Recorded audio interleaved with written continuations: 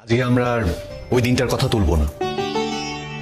ওই দিন যা হয়েছিল হয়ে গেছে, ইটস ওকে, ফরগেট ইট। আজ আমরা আজকের দিনটা নিয়ে কথা বলবো, এই দিনটা নিয়ে কথা বলবো। চিরসখা সিরিয়ালে আজকের পর্বে দেখা যাবে বর্ষা মিঠির বৌভাতে এসে মিঠিকে বলে, তোমাকে তো খুব সুন্দর মিষ্টি লাগছে।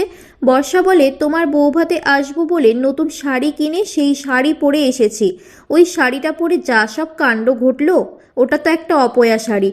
কৃষাণু তখন বলে, ওই দিনটার কথা আমরা আর মনে রাখবো না, আজকের দিনটাতে আমরা সবাই আনন্দ করব। মিঠি তখন বলে, মিটিলদির জন্য মনটা খুব খারাপ লাগছে, মিটিলদির মা খুব অসুস্থ শুনলাম।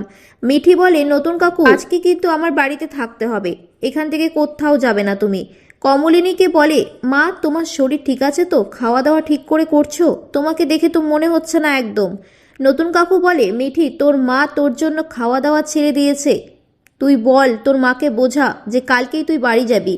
তারপর হঠাৎ মিঠির মামার কাছে খবর আসে মিঠির মামার মেয়ে মৌ বিয়ে করে নিয়েছে।